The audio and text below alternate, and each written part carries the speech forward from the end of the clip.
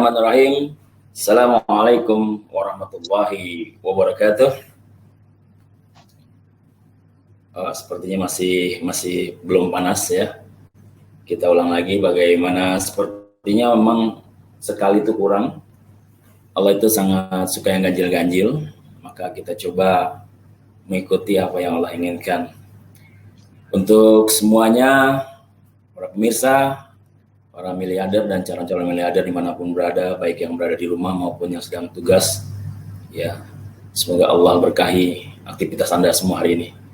Bismillahirrahmanirrahim. Assalamualaikum warahmatullahi wabarakatuh. Oke, sudah cukup panas. Oke, sudah naik. Di sini grafiknya sudah mulai naik di kamera saya. Ya, untuk lebih bagus lagi, maka kita ganjilkan karena Allah suka yang ganjil. Ya. Bismillahirrahmanirrahim. Assalamualaikum warahmatullahi wabarakatuh. Innal hamdalillah nahmaduhu wa nasta'inuhu wa nastaghfiruh wa na'udzubillahi min syururi anfusina wa min sayyiati a'malina. May yahdihillahu fala mudilla lahu wa may yudlil fala hadiya lahu. Asyhadu an la ilaha illallah wahdahu la syarika lahu wa asyhadu anna Muhammadan abduhu wa rasuluhu la nabiyya ba'da. Allahumma shalli wa sallim ala sayyidina Muhammad wa ala ali sayyidina Muhammad. Qala rabbi ishrah li sadri wa yassir li amri wahlul 'uqdatam min lisani yafqahu qawli amma ba'd. Pemirsa sekalian, Bapak Ibu, para miliarder dan calon miliarder dimanapun Anda berada, alhamdulillah kita bisa kembali bersilaturahmi. Kali ini kita berjumpa dalam sebuah acara yang luar biasa ya, Bapak Ibu sekalian, karena ini adalah acara perdana, ya, program terbaru dari Armina Daily yang kita namakan dengan nama Mimbar. Ya. Mimbar Armina Daily. Apa itu mimbar? Mimbar itu adalah mengkaji ilmu bersama Armina Daily. Artinya bahwa kami dari Armina Daily, manajemen sekalian, bukan hanya bicara tentang duniawi, kami juga ingin bicara tentang ukhrawi. Ya. Bahwasanya ada yang mengatakan bahwa 4 sehat, 5 sempurna.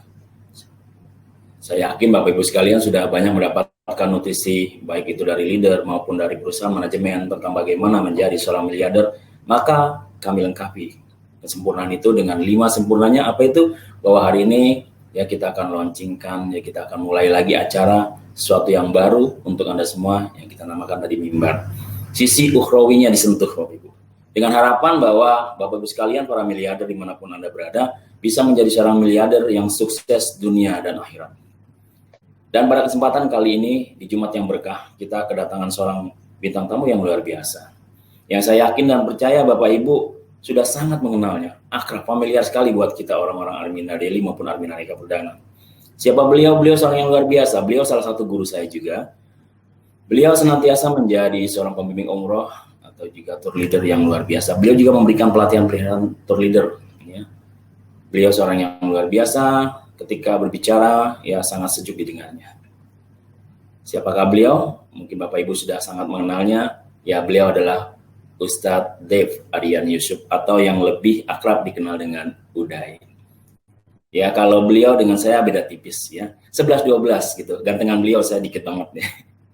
Beliau sangat luar biasa, familiar, saya sangat hormat sekali pada beliau. Beliau banyak memberikan ilmunya beliau. Ya, pokoknya nanti beliau akan memberikan semua hal ya yang beliau punya. Kita sapa dulu Ustadz kita yang luar biasa ini. Assalamualaikum Ustadz. Waalaikumsalam warahmatullahi wabarakatuh. Alhamdulillah. Sehat Ustadz? Alhamdulillah sehat, Abang Raffi. Ini luar biasa sekali Ustadz. Masya Allah. Untung Anda udah siap-siap tadi. Wah ini berhadapan dengan Ustadz Dev ini. Jangan sampai aneh kalah setnya gitu ya. Nanti nggak ngimbang. Alhamdulillah. Ustadz, kita akan berbicara suatu hal yang mengenai beberapa pekan ke depan. Kita akan bertemu dengan hari besar Islam, Idul Adha atau biasa disebut dengan Idul Kurban. Nah, kali ini dari manajemen ya, kita akan memberikan kepada mitra sekalian para calon miliarder ya. Kemungkinan banyak sekali para calon miliarder yang ingin berkurban, Ustaz. Nah, jadi alangkah baiknya kalau kita kupas keutamaan ya di hari raya Idul Kurban ini atau Idul Adha dari sisi bagaimana tentang hadisnya, bagaimana tentang ilmunya, agar semua itu nanti berjalan dengan baik. Dan saya yakin dan percaya Ustadz telah mempersiapkan segala sesuatunya untuk para calon miliarder kita, agar semua miliarder ini nanti bisa berkurban hingga semakin sukses dunia dan akhirat. Baik Ustadz, tidak berpanjang kalam, ya. Saya serahkan kepada Ustadz, nanti kita akan sambil kalau ada pertanyaan dari mitra akan saya sampaikan. Ya, tafadhol Ustadz, silakan. Baik, saya siapkan dulu sebentar.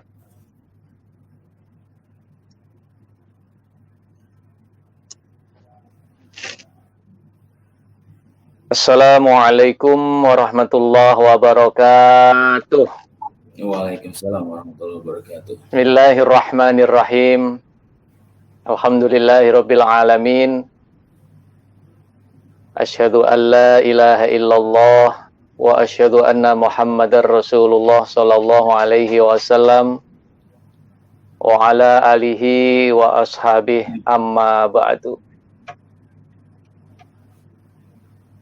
Bapak, Ibu, saudaraku yang berbahagia, alhamdulillah pada kesempatan pagi hari ini kita dipertemukan oleh Allah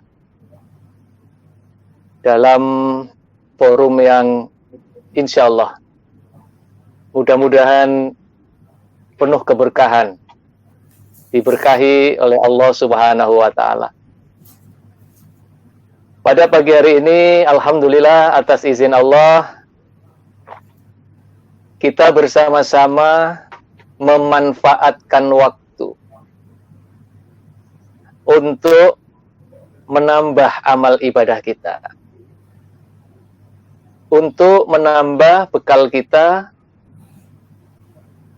karena kita masih menempuh suatu perjalanan yang sangat jauh, perjalanan yang sangat panjang, yaitu perjalanan untuk menuju tempat idaman kita yang kelak kita akan hidup selama-lamanya, perjalanan menuju alam keabadian, yaitu alam akhirat.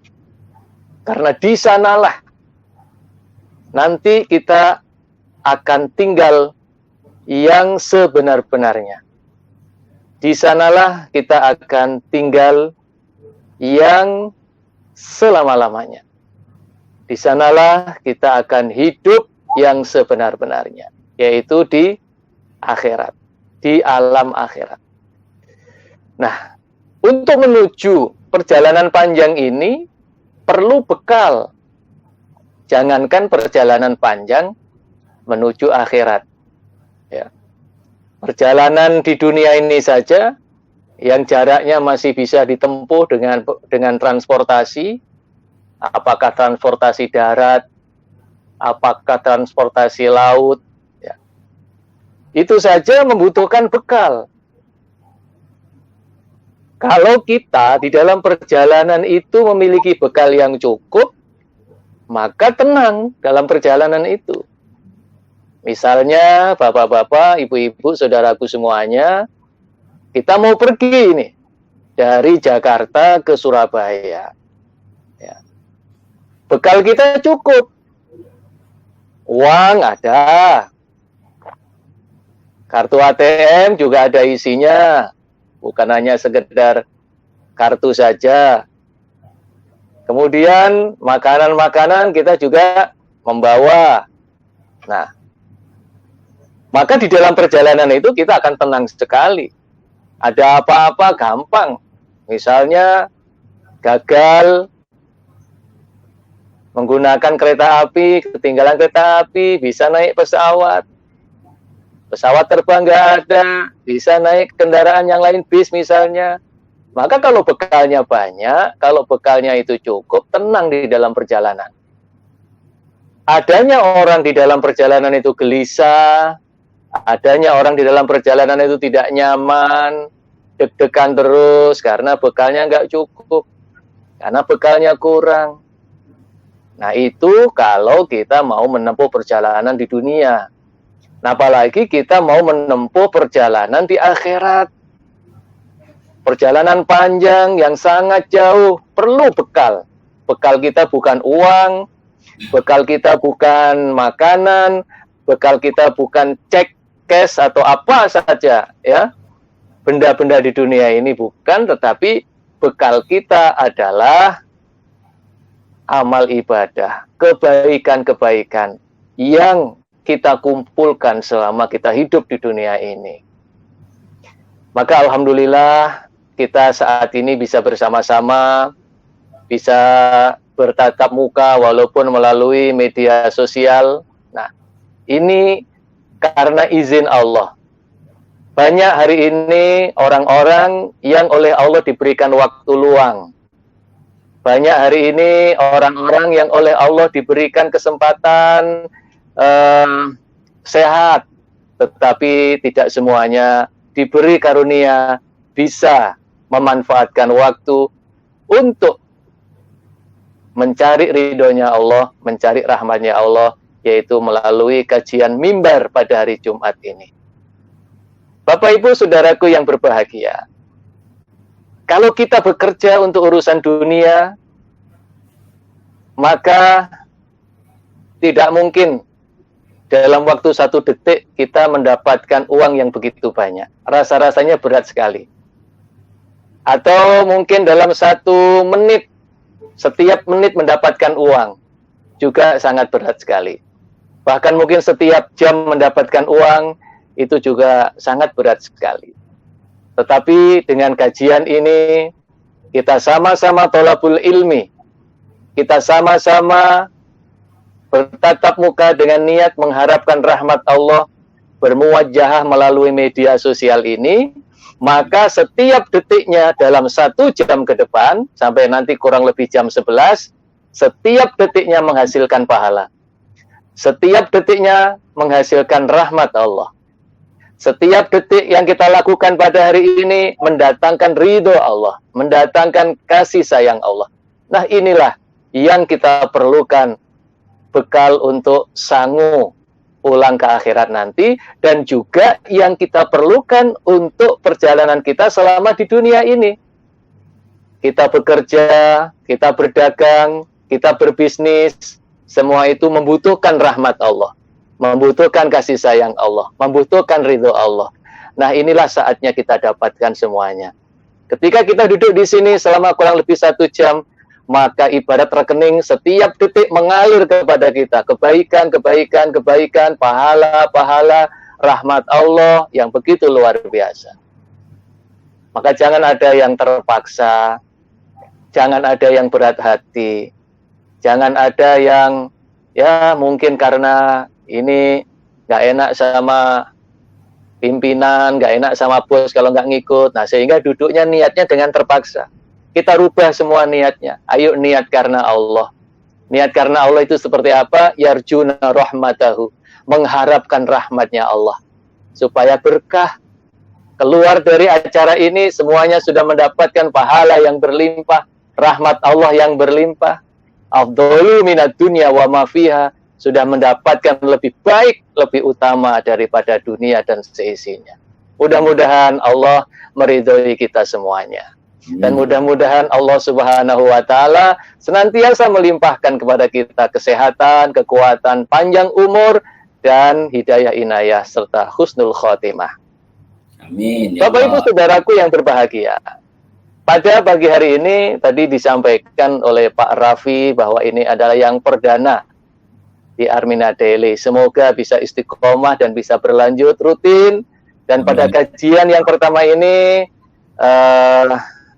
tema yang diminta kepada saya yaitu tentang keutamaan kurban. Karena sebentar lagi kita akan melaksanakan suatu ibadah yang sangat besar, ibadah umat Islam yang hanya ada 1 tahun sekali, yaitu ibadah kurban. Nah, biasanya kalau ibadah kurban, pas hari raya Idul Adha, itu saya nggak ada di tanah air. Biasanya Idul Adha saya bersama para direksi itu sudah ada di Tanah Suci, membimbing, mengantarkan, dan melayani para jamaah haji. Tapi tahun ini, alhamdulillah, Allah memberikan kesempatan kepada saya, dan juga kepada para direksi kita yang biasa setiap tahun mengantarkan jamaah. Tahun ini alhamdulillah Allah berikan nikmat, insya Allah bisa melaksanakan ibadah Idul Adha di tanah air, di rumah bersama keluarga. Ya itulah hikmahnya. Nggak usah dibikin susah. Waduh, bagaimana ini ibadah haji kok nggak jadi, ibadah haji kok ditutup, kok nggak boleh berangkat. Sudahlah ya, diambil hikmahnya. Insya Allah nikmat. Kapan lagi ya berlebaran bersama keluarga di hari raya Idul Adha. Bapak Ibu Saudaraku yang berbahagia, kalau kita bicara tentang kurban, ingat ya kalimatnya, kurban ya, bukan korban. Ini beda ya. Kalau korban itu cenderung tidak enak.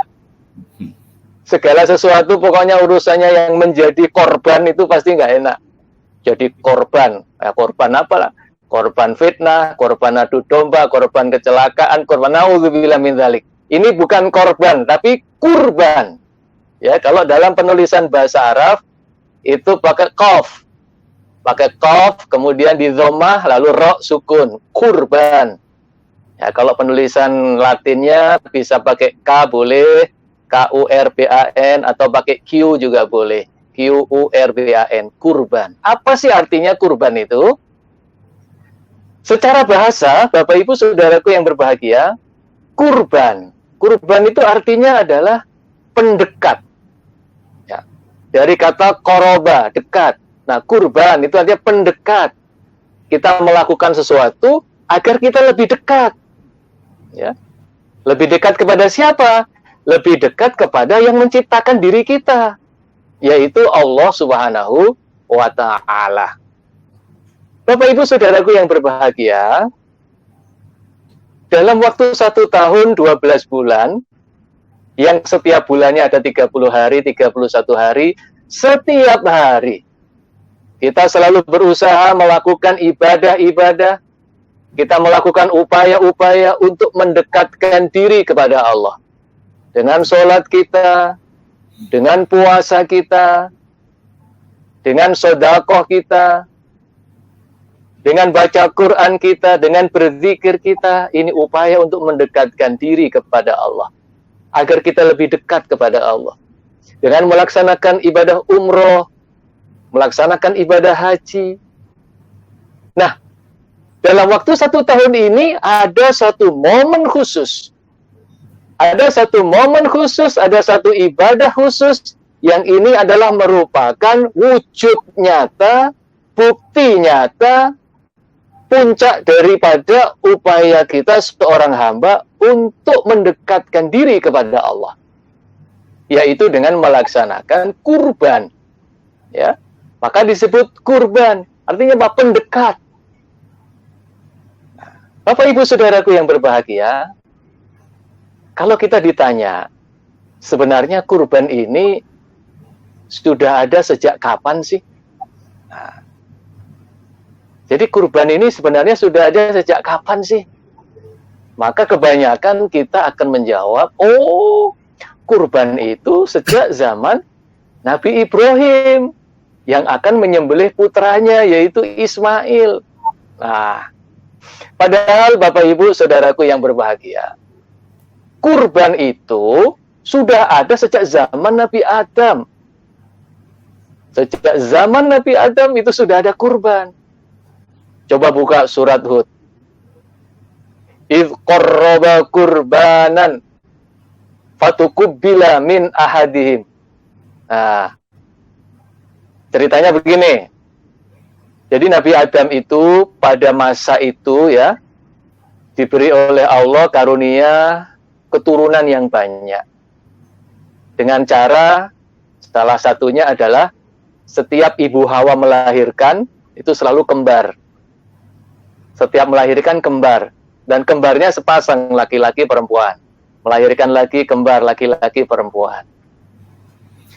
Nah, Alkisah, di antara putra-putra Nabi Adam itu ada yang namanya Qabil, ada yang namanya Habil. Qabil terlahir ke dunia bersama kembarannya seorang wanita yang cantik. Sedangkan Habil terlahir ke dunia bersama kembarannya seorang wanita yang kurang cantik. Kurang cantik itu bahasa halus ya. Insya Allah paham maksudnya. Kurang cantik alias ya jelek. Tapi kalau dibilang jelek kan nggak enak. Lah tadi barusan saya bilang ya. Jadi Qabil lahir dengan kembarannya seorang wanita yang cantik, sedangkan Habil lahir bersama kembarannya seorang wanita yang kurang cantik. Nah, kemudian dalam syariat di masa itu Allah memerintahkan agar pernikahan itu dilakukan silang.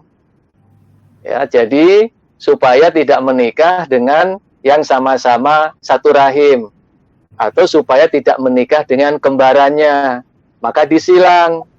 Habil harus menikahi kembarannya Qabil, sedangkan Qabil harus menikahi kembarannya Habil.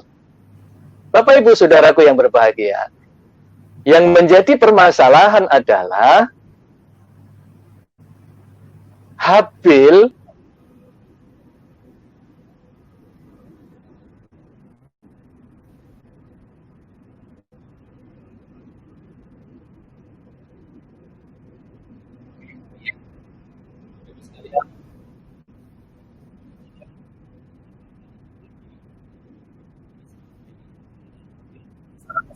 sempat terputus ya? Sebentar lagi kita akan bersambung kembali dengan Ustadz Dep. Dilanjut Ustadz. Afwan. Ada Tadi gangguan sempat teknis. terputus ya? Ya, gangguan teknis. Teh manis. Oh. Kayaknya ada pesawat lewat tadi di atas. Betul, betul. Baik, saya lanjutkan ya. Tapi, ya. Oke. Habil dan Qabil Ustadz. Iya. Ya. Nah, Habil harus menikah dengan kembarannya Qabil yang cantik. Sedangkan Qabil harus menikahi dengan kembarannya Habil yang kurang cantik. Disinilah timbul masalah. Apa masalahnya? Qabil nggak terima. Loh kok yang dapat wanita cantik bukan saya sendiri, itu kan kembaran saya. Kenapa harus Habil? Nah, Bapak Ibu, saudaraku yang berbahagia, Pak Raffi, ternyata wanita cantik dari dulu sudah menjadi sumber masalah, ya. Nah, jadi ini akhirnya terjadi pertengkaran, cekcok, tidak terima. Nah, kemudian Allah memberikan petunjuk kepada Nabi Adam untuk melerai pertengkaran itu supaya masing-masing mempersembahkan kurban. Siapa nanti yang kurbannya diterima, itulah yang akan menikahi perempuan yang cantik tadi. Siapa yang kurbannya diterima oleh Allah, berarti melanjutkan rencana yang sudah Allah tetapkan di awal tadi. Bapak Ibu Saudaraku yang berbahagia, nah ini sedikit latar belakangnya bahwa Habil itu adalah seorang peternak. Dia punya hewan ternak yang begitu banyak.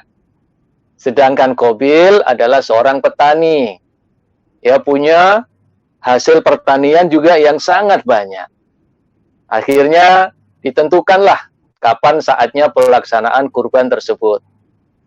Dengan cara nanti kurban itu diletakkan di atas batu, kemudian dilihat dari jauh, mana kurban yang tersambar oleh api, itulah kurban yang diterima oleh Allah. Nah, saatnya pelaksanaan kurban ya dilakukan. Habil dia lihat hewan ternaknya, dia pilih hewan ternaknya yang paling bagus. Hewan ternak yang paling bagus, yang paling sempurna, yang paling gagah, dia ambil, dan mungkin kalau dijual harganya yang paling mahal, dia ambil kemudian dia persembahkan sebagai kurban. Sedangkan Qabil di antara hasil buminya, di antara hasil pertaniannya, dia pilihkan hasil pertanian yang sudah rusak, yang sudah turun harganya, yang sudah layu, yang tidak baik. dipersembahkan untuk kurban. Nah, Bapak Ibu Saudaraku yang berbahagia, dari sini sudah terlihat perbedaan sifat antara Habil dan Qabil. Habil dengan ikhlas karena ini untuk Allah, diberikannya hewan ternak yang terbaik. Karena matematikanya adalah matematika Allah yang digunakan. Tidak menggunakan logikanya sendiri, matematikanya sendiri, tapi matematikanya Allah. Kalau menurut matematika manusia, kalau hewan kurban itu yang dipersembahkan yang paling mahal, yang paling baik, pasti rugi. Tetapi itulah yang terjadi kepada Qabil. Dia menggunakan matematika dunia, menggunakan matematika manusia. Makanya dia persembahkan tanaman yang sudah rusak. Kenapa? Supaya nggak rugi-rugi banget. Bapak Ibu Saudaraku yang berbahagia, dari sini insya Allah saya yakin Bapak Ibu bisa menebak kira-kira kurbannya siapa yang diterima oleh Allah. Ya, nah siapa yang bisa memberi jawaban? Nah, silahkan nanti mendapatkan hadiah makan siang masing-masing. Ya, nah Bapak Ibu Saudaraku yang berbahagia, setelah itu betul, ternyata api menyambar kurbannya Habil. Berarti kurbannya Habil yang diterima oleh Allah. Kurbannya Qabil tidak diterima oleh Allah, masih utuh. Di situ Qabil marah lagi, emosi, dengki kepada Qabil ya. Qabil emosi, Qabil marah, dengki kepada Habil. Akhirnya disitulah Qabil berusaha membunuh Habil. Singkat cerita, Habil dibunuh oleh Qabil. Itulah pembunuhan pertama di dunia. Nanti lengkapnya silakan buka dalam surat Hud, ada di sana. Yang ingin saya garis bawahi dalam kisah ini, Bapak Ibu Saudaraku yang berbahagia, bahwa kurban itu sudah ada sejak zaman Nabi Adam. Di situ ada nilai ujian keikhlasan. Ada nilai ujian kepatuhan, ketakwaan kepada Allah. Ada nilai ujian sejauh mana kecintaan kita kepada dunia. Apakah lebih mencintai dunia? Atau lebih mencintai Allah yang memberikan dunia kepada kita? Maka Habil dia pilihkan kurban hewan yang paling baik. Jadi Bapak Ibu Saudaraku yang berbahagia, maka sekarang ini kalau kita pengen kurban, tiru keikhlasan Habil. Cari kurban yang paling baik. Cari kurban yang hewannya paling gagah, paling keren lah, paling cakep. Nah, jangan cari yang murah-murah. Nih, mohon maaf ya. Kalau mau ganti HP, mau beli HP, maunya yang terbaru, yang teknologinya paling canggih. Harga semahal apapun dibeli. Tapi giliran datang ke pedagang kambing kurban, bisik-bisik, Pak, yang murah ada nggak, Pak? Lo kok cari yang murah? Harusnya yang baik ada nggak, Pak? Di antara kambing-kambing Bapak atau sapi-sapi Bapak, coba tunjukkan yang paling bagus, yang paling gagah, yang paling keren, paling cakep. Karena ini akan saya persembahkan untuk Allah. Malu saya. Kalau untuk Allah ini saya pilihkan kambing-kambing yang afkir. Kambing-kambing yang murah, yang kurus, kering. Dilihatnya saja kita nutup mata. Bapak Ibu Saudaraku yang berbahagia, memang betul bahwa ibadah kurban itu sesuai dengan kemampuan kita. Ada yang bilang seikhlasnya. Tapi kalau menurut saya nggak cukup dengan seikhlasnya. Ibadah kurban itu sepantasnya, bukan sekedar seikhlasnya. Bagaimana sepantasnya? Saya gambarkan seperti ayam. Ya, ayam bertelur. Kira-kira besarnya telur ayam seberapa? Ya setelur ayam segitu, ya. Beda lagi dengan angsa atau soang. Angsa kalau bertelur pasti telurnya lebih gede daripada ayam. Kenapa? Karena badannya angsa lebih besar. Nah, beda lagi dengan burung puyuh atau burung emprit. Kalau bertelur ya telurnya kecil. Kenapa kecil? Karena burung itu badannya lebih kecil daripada ayam. Nah, beda lagi dengan telur dinosaurus. Ya, kalau di film-film itu, ya, walaupun kenyataannya nggak ada dinosaurus. Nah, tapi telurnya kan besar, karena badannya besar. Itu namanya sepantasnya. Kalau ada ayam, kok bertelur, telurnya sekecil telur puyuh. Nah, berarti itu ayam kikir, ayam pelit. Kenapa dia hanya bertelur segede telur puyuh? Itu tidak sepantasnya.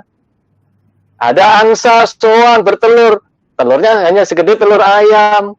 Atau bahkan angsa bertelur segede telur puyuh. Ini angsa kikir, angsa pelit. Tidak sepantasnya. Artinya apa? Lah kalau kita, rumah kita aja udah rumah gedong. Kalau kata orang Surabaya, omahe gedong magrong-magrong nang pinggir rembong, tandurane lombok terong. Nah, rumahnya mewah, mewah betul, bukan mepet sawah. Di garasinya aja terparkir ada mobilnya 2, ada 3. Ini kan ukurannya istilahnya seperti angsa. Lah kok kurban kambing yang murah-murah, ya, kurbannya kecil. Nah, ini namanya tidak sepantasnya. Gak pantas gitu loh ya. Nah, jadi Bapak Ibu insya Allah bisa menakar sendiri. Aku ini pantasnya kurban apa? Lah kalau HP ku setahun ganti 2 kali, ganti 3 kali, yang seharga 5 juta, 6 juta, bahkan seharga di atas 10 juta. Lah mosok kurban yang cuma setahun sekali, beli kambing harga 3 juta aja nggak bisa. Nyari-nyari kambing-kambing yang 1,5-an, kurus-kurus, pokoknya yang penting kurban. Apalagi niatnya salah, daripada ndak kurban nanti diomong tetangga, loh, ya, niatnya sudah karena orang lain, bukan karena Allah. Kita sendiri yang bisa mengukur, ya, sejauh mana kemampuan kita. Lu setahun sekali loh Bapak Ibu, setahun sekali. Semestinya, kalau kita paham dan kita ada niat, insya Allah, dari setahun yang lalu kita sudah nabung. Lah kalau nabung dalam waktu 1 tahun, ngumpulin uang untuk 3 juta, 4 juta, biar dapat kambing yang agak besar, kan ringan. Ya, atau malah beli sapi untuk kurban. Atau patungan sapi untuk 7 orang bareng-bareng. Nanti berapaan di situ dikira-kira. Nah, sehingga Bapak Ibu Saudaraku yang berbahagia, Allah menyaksikan keikhlasan kita. Allah menyaksikan bahwa kita ini betul-betul hamba yang ingin mendekat dan ingin mendapat ridhonya Allah Subhanahu wa Ta'ala. Bapak Ibu Saudaraku yang berbahagia, kurban itu bisa menjadi penghalang api neraka. Ingat ya? Kurban itu bisa menjadi penghalang api neraka. Nabi SAW bersabda dalam hadis At-Tabrani, "Man doha thayyibatan biha nafsuhu muhtasiban li'udhiyatihi kanat lahu hijaban minan nar." Barang siapa yang berkurban dengan senang hati, tidak terpaksa, dengan ikhlas mencari ridhonya Allah dalam kurbannya, maka kurbannya itu menjadi penghalang baginya dari api neraka. Masya Allah, luar biasa. Kemudian hewan-hewan yang kita kurbankan besok pada hari kiamat akan mendatangi kita. Innaha la ta'ti yaumal qiyamah bikuruniha wa asy'ariha wa atlafiha. Besok kurban-kurban itu akan datang dengan tanduknya pada hari kiamat, ya, dengan bulu-bulunya, dengan kuku-kuku kakinya. Fatibu biha nafsan, kata Nabi, maka berbahagialah diri atau jiwa-jiwa yang bisa berkurban pada hari raya Idul Adha. Bapak Ibu Saudaraku yang berbahagia, sebelum saya lanjutkan, ada satu kisah lagi yang kemudian menjadi terkenal, yang akhirnya disitulah betul-betul ditetapkan bahwa kurban ini adalah merupakan ibadah sunnah muakkad, yaitu diawali dari kisahnya Nabi Ibrahim. Nabi Ibrahim sallallahu alaihi wasallam alaihi salam memiliki seorang putra yang bernama Ismail. Insya Allah kisahnya udah tahu semua ya, bahwa Ismail ini setelah mulai remaja, Nabi Ibrahim kemudian bermimpi agar menyembelih putranya. Dalam perjalanan menuju tempat penyembelihan, terjadi gangguan dari setan iblis sebanyak 3 kali. Setiap kali setan iblis mengganggu, ingin menggagalkan tujuan Nabi Ibrahim dan Ismail melempari dengan batu. Kemudian diganggu lagi, dilempari lagi dengan batu. Yang sekarang tempat itu dijadikan sebagai tempat ritual ibadah haji, yaitu melontar jumroh, melontar jamarot di Mina sana. Bapak Ibu Saudaraku yang berbahagia, saya tidak akan menceritakan detail ceritanya. Insya Allah semuanya sudah banyak yang memahami dan bisa dibaca kisahnya di dalam tulisan-tulisan, baik yang di buku maupun di internet. Yang ingin saya tekankan di sini adalah bagaimana seorang Ismail yang kala itu masih usia remaja, kemudian diberitahu oleh ayahnya, yaitu Nabi Ibrahim, "Wahai anakku, tadi malam aku bermimpi diperintahkan oleh Allah agar menyembelih dirimu." Apa kata Ismail? "Ayah, kalau memang itu datangnya dari Allah, lakukan." Tanpa bertanya babi bu, tanpa ada debat. Tetapi ketika mendengar bahwa itu adalah perintah Allah, Ismail yang masih remaja itu langsung mengatakan, "Lakukan ayah, kalau memang itu adalah perintah Allah." Bapak Ibu Saudaraku yang berbahagia, di sini ada nilai ketakwaan yang sangat tinggi. Di mana ketika hukum-hukum itu datangnya dari Allah, ketika ketentuan-ketentuan itu datangnya dari Allah, maka tidak ada kata lain kita sebagai hamba Allah kecuali ikhlas menerima, ikhlas menjalani. Tidak akan protes kepada Allah, tidak akan interupsi kepada Allah. Coba kalau menuruti hawa nafsu, Ismail mungkin akan komplain, "Ayah, ini apa-apaan? Masa iya sih seorang ayah, orang tua kandung diperintahkan untuk membunuh anaknya sendiri? Tidak masuk akal, ayah. Nah, sedangkan engkau telah menunggu kelahiranku selama bertahun-tahun." Nabi Ibrahim itu ketika memiliki putra Ismail sudah sepuh, sudah tua. Begitu lahir, sudah remaja, yang dulunya pernah ditinggalkan di padang pasir itu sama Siti Hajar. Setelah remaja, Allah perintahkan untuk menyembelih. Logika manusia nggak masuk akal. Ini perintah yang sangat tidak manusiawi. Tetapi sekali lagi, ketika itu datangnya dari Allah, ketika itu turunnya dari Allah, maka tidak ada yang tidak membawa manfaat. Nah, Bapak Ibu Saudaraku yang berbahagia, hikmah inilah yang mari kita terapkan di dalam kehidupan kita sehari-hari. Karena dari mulai kita bangun tidur sampai tidur lagi, tidak akan pernah lepas dari takdir Allah. Tidak akan pernah lepas dari kehendak Allah. Tidak akan pernah lepas dari ketentuan-ketentuan Allah. Maka selama kita sadar itu datangnya dari Allah, terima dengan ikhlas. Jalani. Tidak mungkin Allah itu menyengsarakan hambanya. Allah Maha Baik. Al-Bir. Allah memiliki sifat Al-Bir. Allah Maha Baik. Allah memiliki sifat Rahman, Rahim. Allah selalu kasih sayang, perhatian kepada hambanya. Tidak ada sedikit pun Allah ingin mencelakai hambanya. Dan tidak ada sedikit pun Allah memerintahkan suatu perintah yang kemudian membawa mudarat bagi hamba-hambanya. Tidak akan pernah.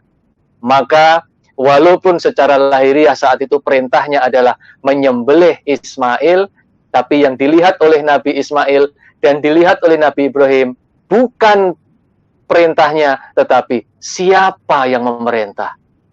Kalau yang memerintahkan Allah, pasti ada kebaikan di balik itu. Kalau yang memerintahkan Allah, kalau itu takdir dan kehendak Allah, pasti ada manfaat di balik semua itu. Apa? Nggak tahu. Pokoknya jalani. Ikhlas, jalani, pasti akan ketemu hikmahnya. Nah, singkat cerita Bapak Ibu, betul kan? Begitu pedangnya Nabi Ibrahim sudah nempel di leher Ismail, maka saat itulah Allah memanggil, wahai Ibrahim, cukup, wahai Ibrahim, cukup, cukup, cukup. Stop, wahai Ibrahim, stop. Jangan kau teruskan. Engkau telah membenarkan perintahku. Engkau telah melaksanakan perintahku. Maka saat itu Allah kirimkan domba, kambing yang gemuk dari surga. Dalam sebagian riwayat disebutkan, domba itu sudah dipelihara di surga selama 40 tahun. Ada sebagian riwayat lagi yang menjelaskan domba itu atau kambing itu adalah dulu kambing yang digunakan kurban oleh Habil, dipelihara di surga oleh Allah, kemudian dihadiahkan kepada Nabi Ibrahim dan Ismail. Maka saat itulah Allah menggantikan Ismail dengan seekor kambing atau domba, dan Nabi Ibrahim diperintahkan untuk menyembelih kambing itu. Luar biasa bahagianya Nabi Ibrahim pada saat itu. Ini ujian yang sangat berat. Tetapi sekali lagi Bapak Ibu, tidak ada perintah-perintah Allah itu yang menyengsarakan hambanya. Tidak ada kehendak-kehendak Allah itu yang menyengsarakan hambanya. Termasuk kondisi saat ini. Kita masih dilanda pandemi COVID-19 yang tak kunjung usai entah sampai kapan. Ini adalah kehendak Allah. Ya, walaupun tersebar berita di mana-mana, ada konspirasi apa ke ABC dan sebagainya, tapi kalau dikembalikan lagi, jika Allah tidak izinkan, maka tidak akan pernah terjadi COVID ini di bumi Indonesia atau di dunia ini. Kenapa sampai bisa terjadi? Karena ini diizinkan oleh Allah, karena ini adalah kehendak Allah. Dan kalau kita ambil pelajaran dari tadi, Nabi Ismail diperintahkan untuk disembelih, ya, seolah-olah tidak masuk akal, tapi di ujung-ujungnya ada manfaat dan ada kebaikan yang akhirnya diikuti oleh seluruh umat Islam hingga yaumil kiamah nanti. Maka Bapak Ibu Saudaraku yang berbahagia, yang terselip dalam pesan ini, kondisi sekarang ini, ketika kita sedang dalam masa pandemi COVID-19, mungkin ini terasa berat bagi kita. Tapi yakinlah, tidak seberat ketika kondisi saat itu Nabi Ibrahim akan menyembelih putranya. Tidak seberat pada saat itu ketika Ismail merasakan akan dipotong lehernya. Berat juga pandemi COVID ini, tapi yakinlah Allah Maha Baik, Allah pasti punya tujuan, Allah pasti ingin memberikan yang terbaik untuk hamba-hambanya yang sabar dan beriman. Tunggu saja di kemudian hari. Insya Allah akan ketemu kebaikan-kebaikannya, akan ketemu keberkahan-keberkahannya, akan ketemu hikmah-hikmahnya. Bapak Ibu Saudaraku yang berbahagia, hikmah yang kedua. Ketika Nabi Ibrahim dihalang-halangi oleh setan, iblis, apa yang dikatakan oleh setan? Ibrahim, kamu gila. Itu anakmu sendiri. Perintah itu yang tidak benar. Itu perintah yang keliru, tidak perlu kau ikuti. Gila kamu, itu anakmu sendiri mau kamu sembelih. Ismail juga gitu, Ismail.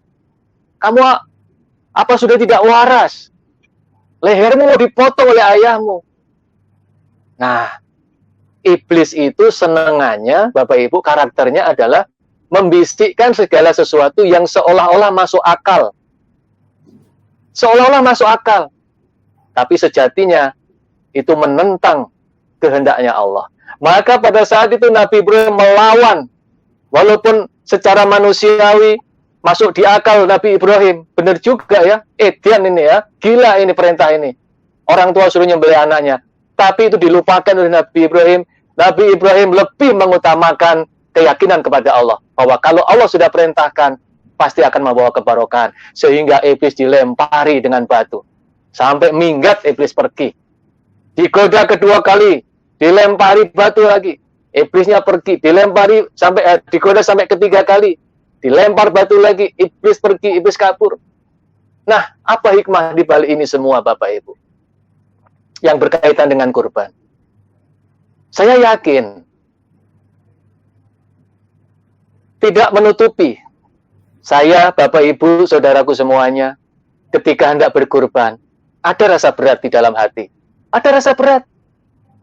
Masa-masa pandemi kayak begini, uang 2 juta itu berarti sekali.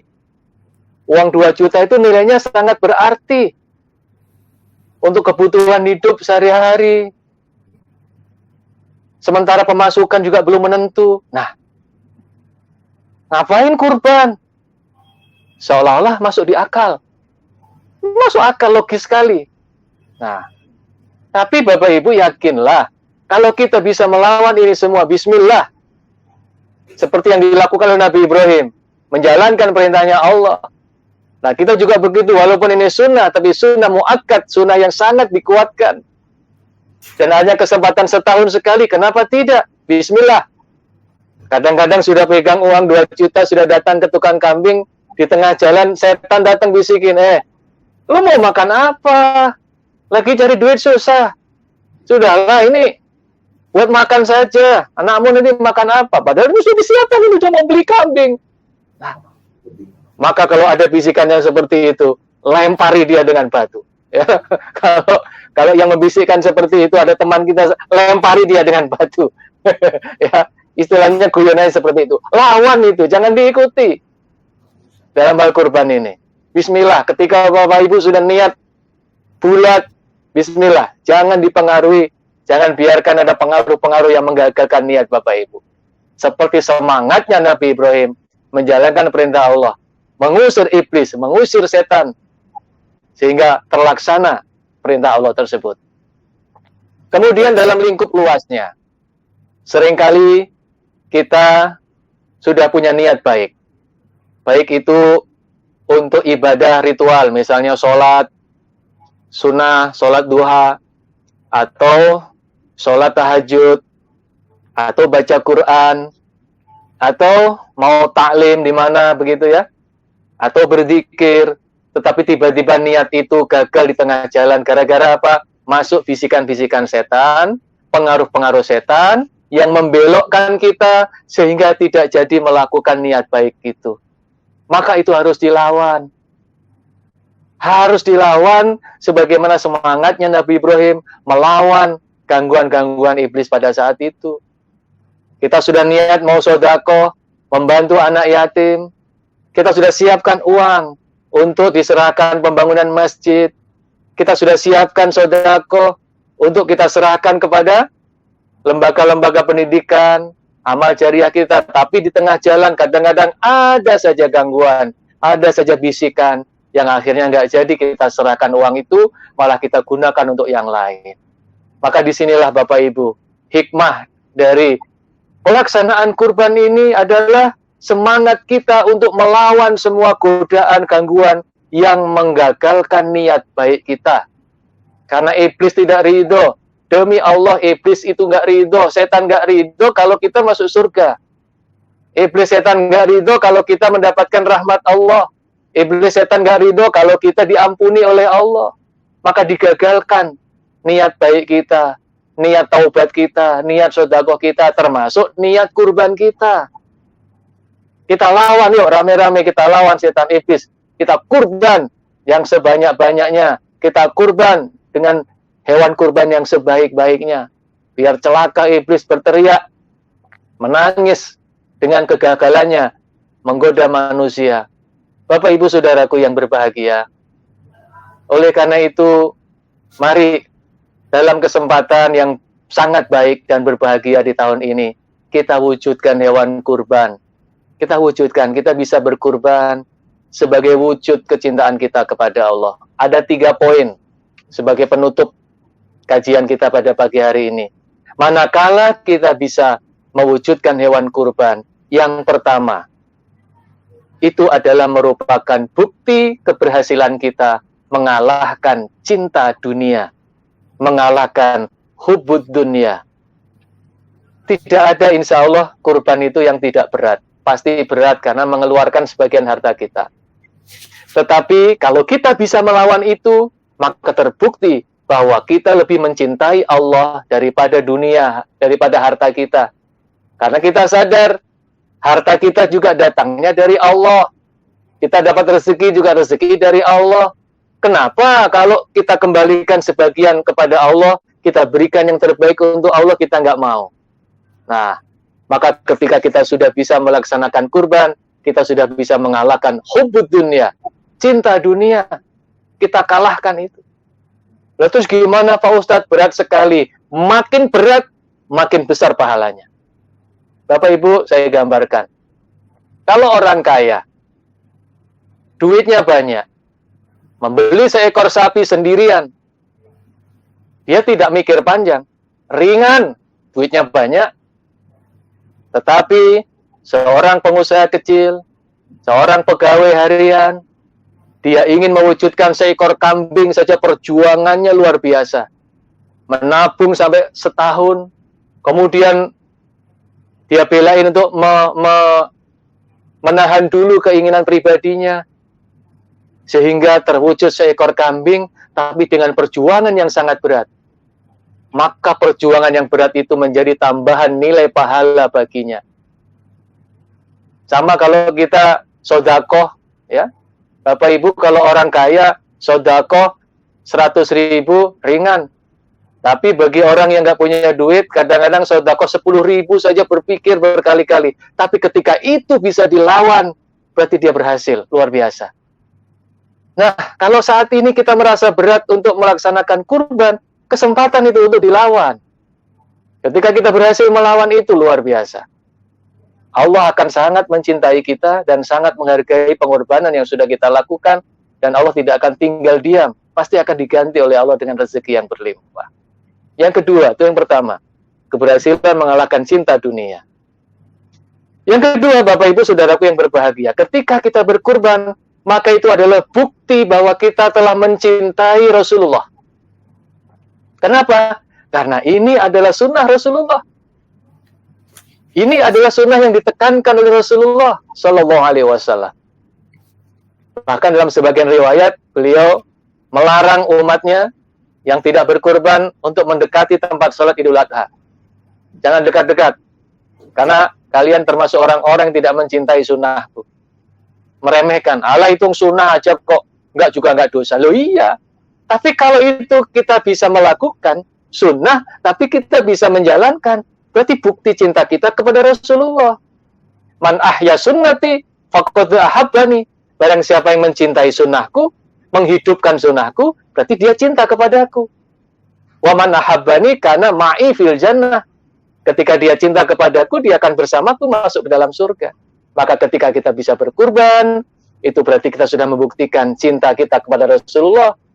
Bukan hanya disanjung-sanjung, ya Rasul, sallu alaika, salim alaika. Bukan hanya di mulut, tapi buktikan. Buktikan dengan menjalankan sunnah ini. Kita buktikan, manakala kita bisa membuktikan, disitulah Allah saksikan bahwa betul-betul kita menjadi umat Rasulullah yang sangat dicintai oleh Rasulullah, dan kelak insya Allah mendapatkan syafaatnya. Dan yang ketiga, ketika kita bisa berkurban, maka itu adalah merupakan wujud ketakwaan kita kepada Allah. Puncak dari ketakwaan kita kepada Allah, di mana kita ikhlas menjalankan perintah Allah, seikhlas Nabi Ibrahim menjalankan perintah menyembelih putranya. Untung sekarang ini Allah tidak memerintahkan kita kurban dengan menyembelih anak-anak kita. Hanya seekor kambing. Maka kita sisihkan sebagian harta kita, mengharap ridhonya Allah, mengharap rahmat Allah, mengharap kasih sayang Allah, mengharap balasan dari Allah. Insya Allah hidup kita akan menjadi hidup yang lebih barokah. Kalau tidak percaya, nanti buktikan Bapak Ibu. Ketika Bapak Ibu sudah bersusah payah dengan segala perjuangan melawan hawa nafsu, akhirnya terwujud kurban. Setelah hari raya Idul Adha, kurban Bapak Ibu disembelih, rasakan.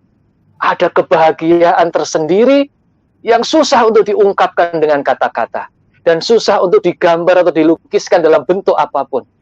Karena disitulah kita betul-betul mendapatkan curahan rahmat Allah. Nikmat, Alhamdulillah. Dan lihat, bagi yang tidak bisa berkurban, maka setelah Idul Adha pasti ada rasa kesedihan. Ya Allah, kenapa tahun ini nggak ada kesempatan tapi aku nggak bisa, ya Allah. Ada rasa sedih, ada rasa sesal.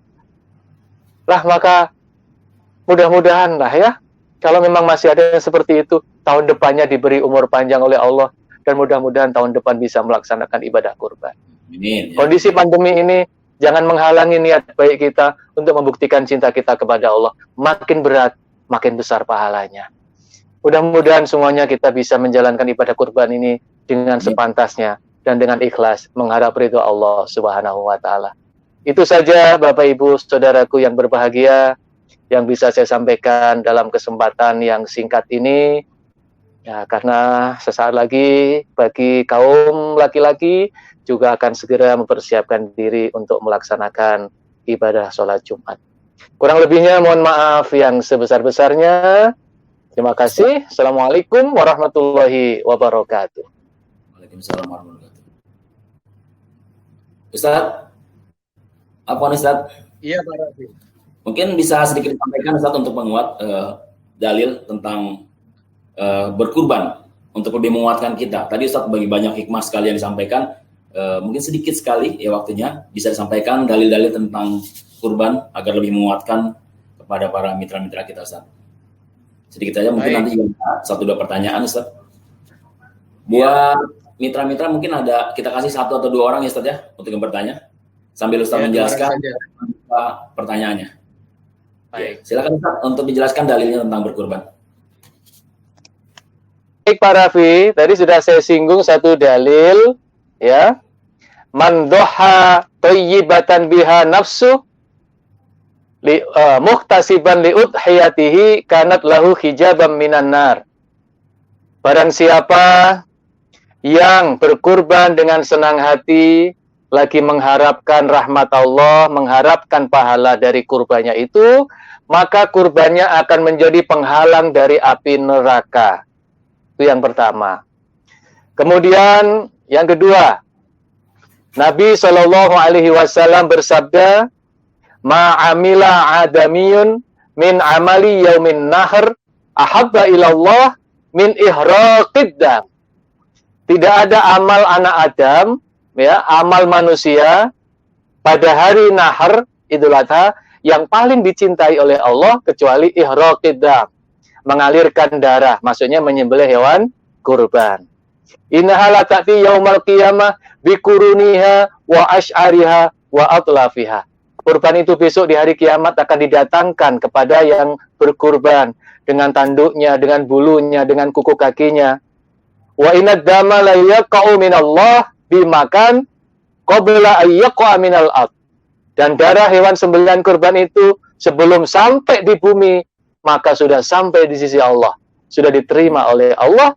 Fatibu biha nafsan, kata Nabi, maka berbahagialah diri-diri atau jiwa-jiwa yang bisa berkurban. Kemudian di dalam surah Al-Kautsar, A'udzubillahi minasyaitonirrajim, bismillahirrahmanirrahim.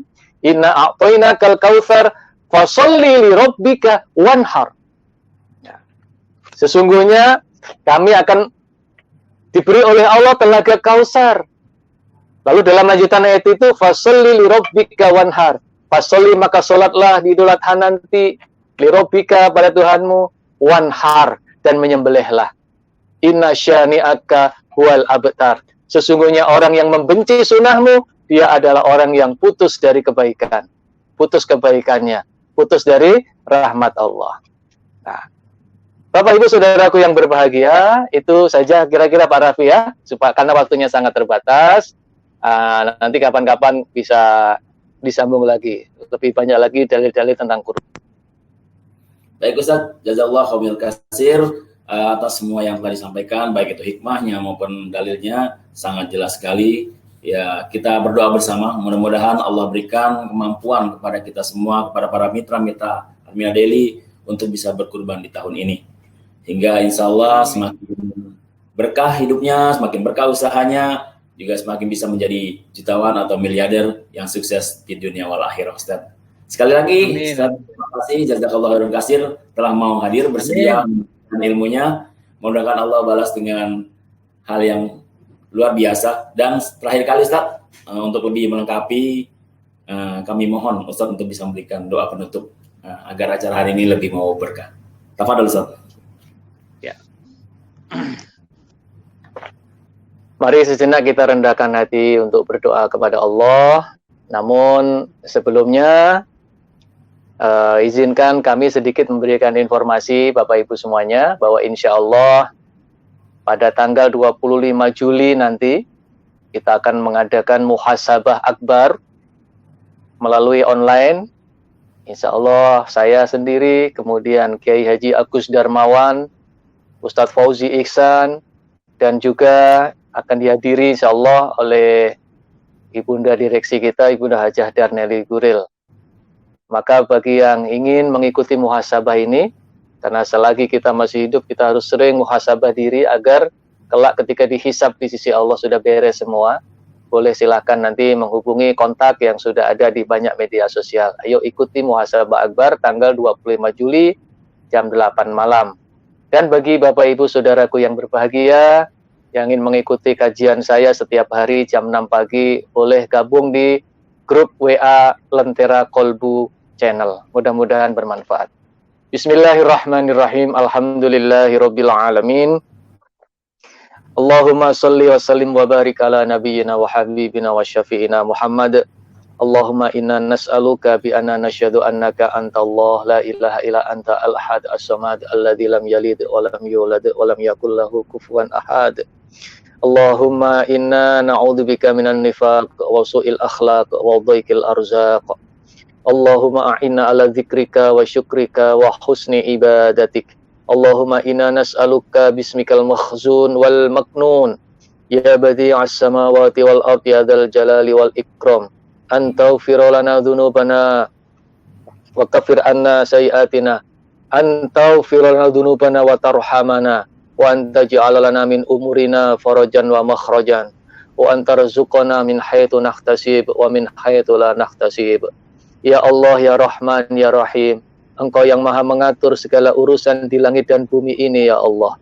Tidak ada yang terjadi di dunia ini kecuali atas izin-Mu, ya Allah.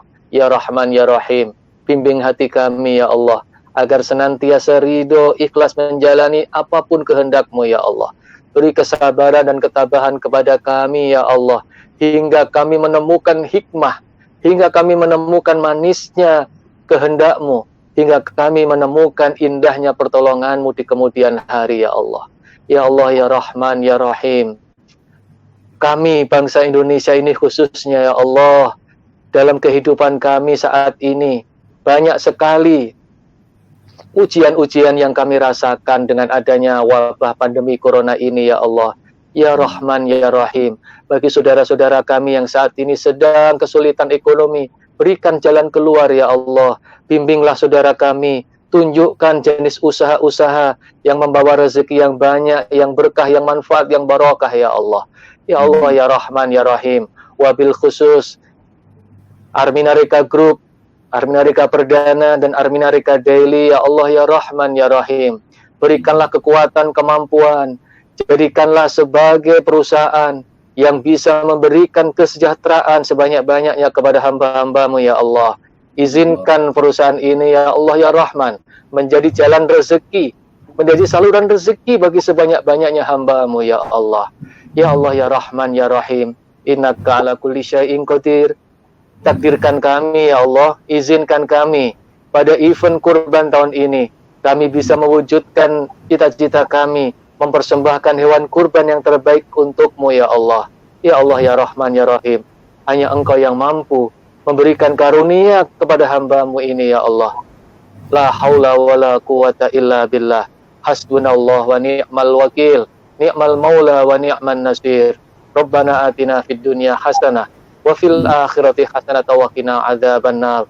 Subhana rabbika rabbil izzati amma yasifun. Wassalamun alal mursalin. Alhamdulillahi rabbil alamin. Assalamualaikum warahmatullahi wabarakatuh.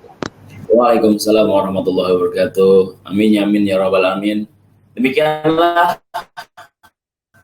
para pemirsa manapun, ya, para miliarder dan calon miliarder. Alhamdulillah tadi kita telah dibersamai oleh guru kita Ustadz Dep, ya, yang telah memberikan begitu banyak hikmah dan dalil tentang kurban. Mudah-mudahan sekali lagi kita berdoa bersama agar Allah senantiasa memberikan rezeki kepada kita sehingga kita bisa berkurban di tahun ini. Ya, untuk mengingatkan tadi tanggal 25 Juni 2020, ya, bersama Ustadz Dep dan para manajemen akan mengadakan tablik ya. Dan jangan lupa tetap saksikan acara mimbar 1 bulan sekali di hari Jumat. Bagaimana cara mengetahuinya Bapak Ibu? Tetap dipantau fanspage-nya Armina Daily, karena nanti kami akan memberikan informasinya di sana. Sekali lagi untuk Ustadz Dep, jazakallah khairan katsir. Terima kasih atas ilmunya. Semoga semua bisa menerima manfaat dari kita semua. Ya, mudah-mudahan acara ini tetap istiqomah, tetap berlangsung dengan lebih baik lagi. Dan insya Allah kami akan menghadirkan narasumber dari berbagai kalangan yang akan menambah khasanah keilmuan ukhrawi dari para mitra-mitra kita, sehingga nanti menjadi para miliarder yang sukses di dunia wal akhirah. Demikian Ustadz dan para Bapak Ibu sekalian, para miliarder dan calon miliarder dimanapun, saya atas nama khas Pak Firas ya undur diri. Mudah-mudahan Allah perkenankan kita untuk dapat berjumpa kembali pada acara dan saluran yang sama di mimbar Armina Daily. Saya cukupkan. Billahi taufik wal hidayah. Wassalamualaikum warahmatullahi wabarakatuh. Salam satu akidah. Waalaikumsalam warahmatullahi wabarakatuh.